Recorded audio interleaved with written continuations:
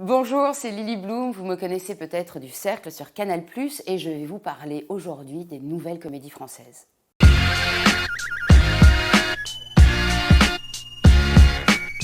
Ce qui frappe tout de suite quand on se penche sur le genre comique, c'est qu'il y a très peu de littérature. C'est à la fois un genre omniprésent et très peu défini.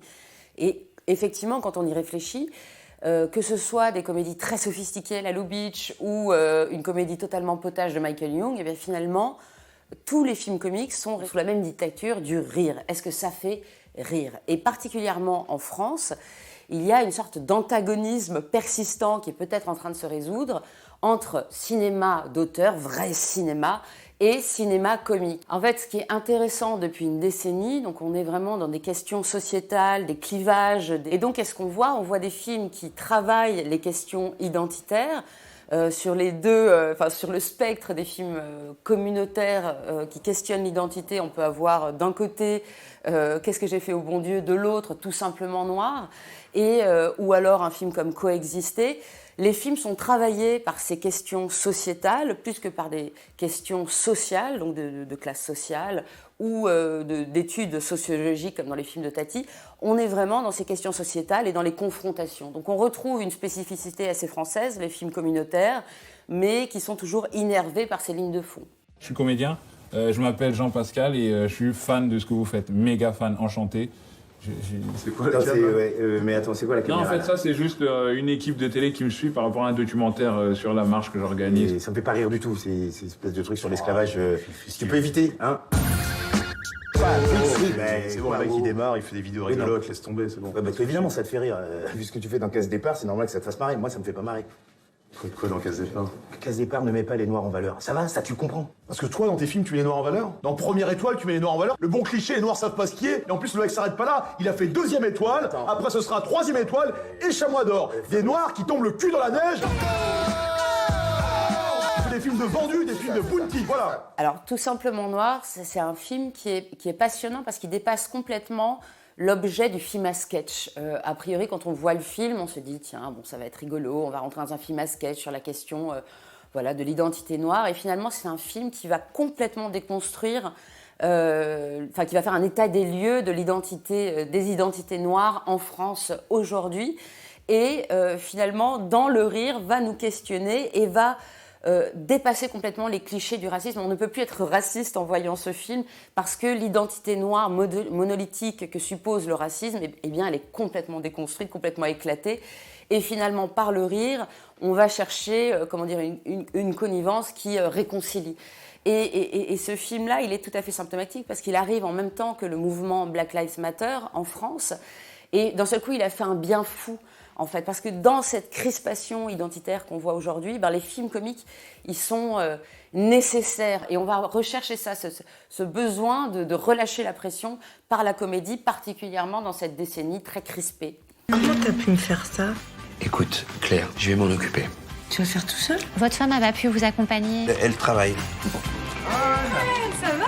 Mais ouais, toi. Ouais. Je te présente Biboun. Oh, bonjour Bibou, comment ça va? Et moi, c'est Claire.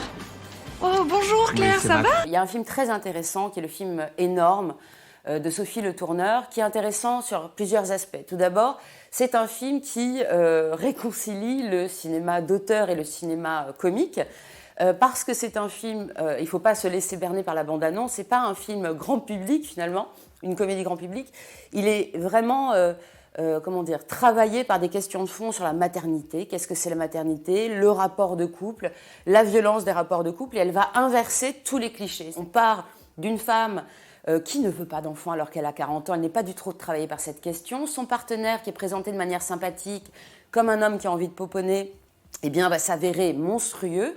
Et au fur et à mesure, on rit, mais la ligne de fond, c'est quoi? C'est une question très féministe. Le pouvoir, qu'est-ce que c'est? C'est pas d'avoir un utérus, c'est d'avoir un contrôle sur l'utérus.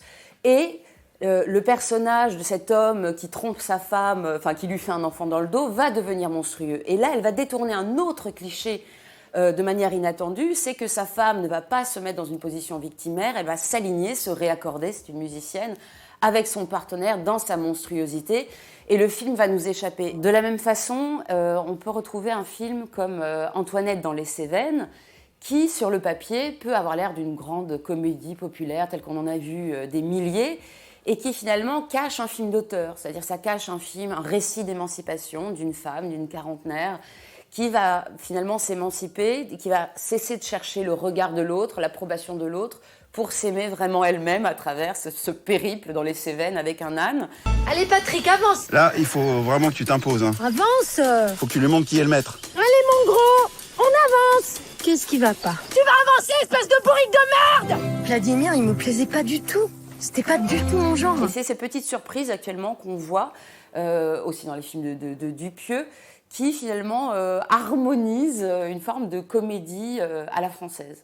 Si on prend par exemple le film Effacer l'historique, c'est un film qui est très intéressant parce que c'est un film complètement ancré dans son époque, de la même façon que Tout simplement Noir et Black Lives Matter, il se relie, Effacer l'historique se relie complètement avec le mouvement des Gilets jaunes, et finalement c'est très apaisant de voir ce film-là parce qu'on se rend compte qu'on doit tous faire face à notre niveau à cette fracture à la fois sociale, numérique, qu'on est tous perdus dans l'ubérisation du monde.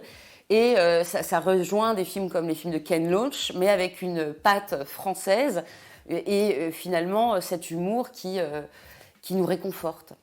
Pire qu'un bracelet électronique, cette merde. Saloperie. Les vidéos qui sont partis en enfer, dans un data center hyper sécurisé. On va aller le chercher nous-mêmes.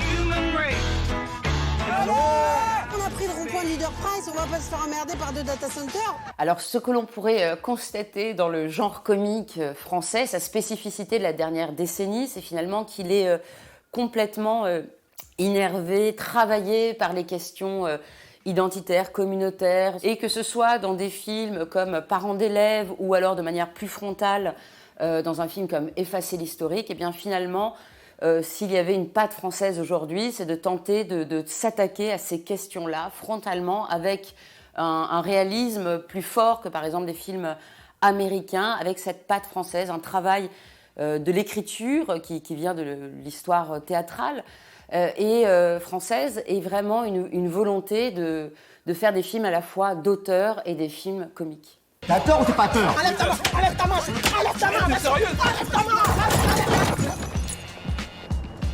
J'ai dit une connerie?